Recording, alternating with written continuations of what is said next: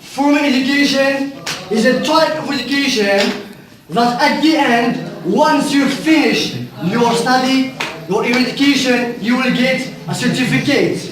And I give you different examples from formal education, like private school, public schools, university, and so on. And second type of education, if you still remember, was non-formal education. And the difference between non-formal and formal education, that in the first type of education you will get certificate, whereas in the second one there's no certificate.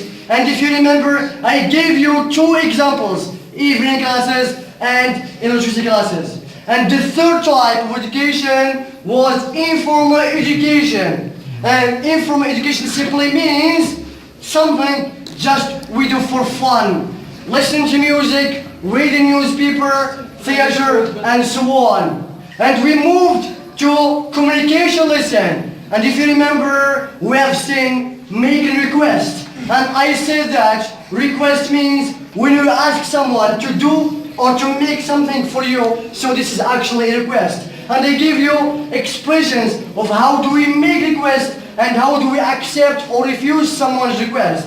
Of course, to ask for request, you can use different expressions, and I give you would you mind plus verb ing. When you accept some request, you could simply use yes, sure, or of course. When you refuse or decline or reject someone's request, you could say, sorry, I can't.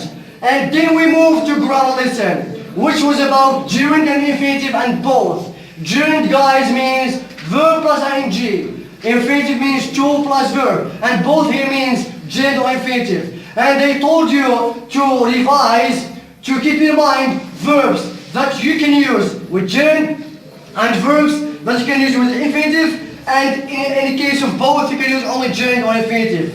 Then, if you remember, guys, second unit was about our cultural heritage. And here what is important, you should know everything about your culture, exactly your Moroccan culture. Alright.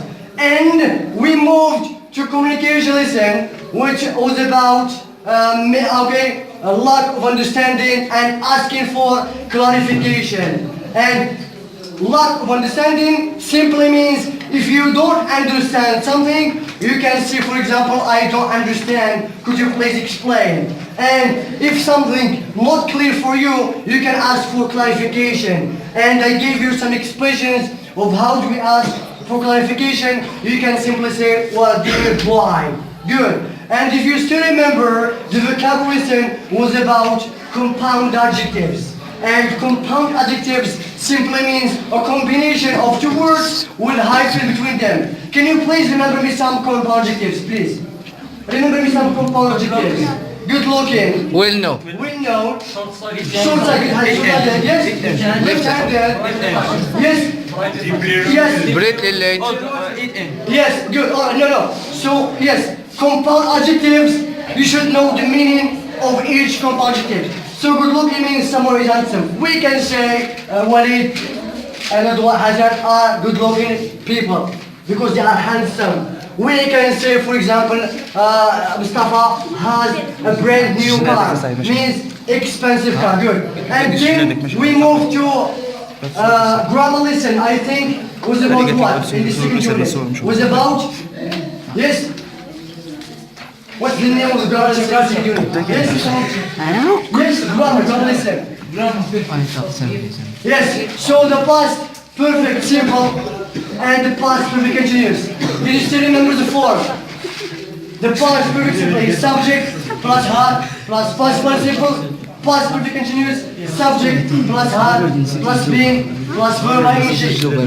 Then we move to the third unit, gift of youth. I told you about some characteristics of young people and some challenges that they might be facing in their lives. Then we move to idiomatic expressions.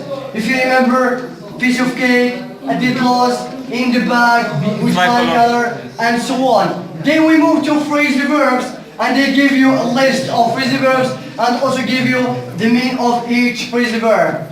Then I think the communication lesson was about complaint. How do we make a complaint? Means if you have a problem, what do we say? Yes? I'm sorry to say this. But yes, so this is how do we make complaint. Then I think the last unit was about advanced technology.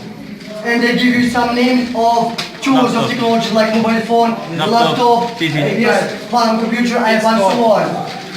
The first grammar lesson here is future perfect simple. You should know the three forms: affirmative form of the future, negative form, interrogative form. And when do we use the future perfect simple? Whenever you have by plus date, by next year, by 2018, by, okay, by next week, by. And this is the last lesson in the first semester, which is about opinion. What's important for you to know? How do we ask for opinion and how do you give opinion? I wish you a good holiday. Thank you very much for your attention.